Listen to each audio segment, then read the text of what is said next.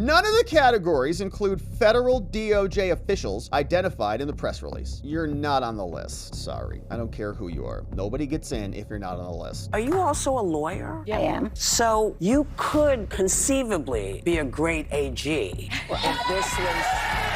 I know you probably don't want it, you don't want to think about it, but I would feel a lot better with you leading the FBI, the CIA, the NBC.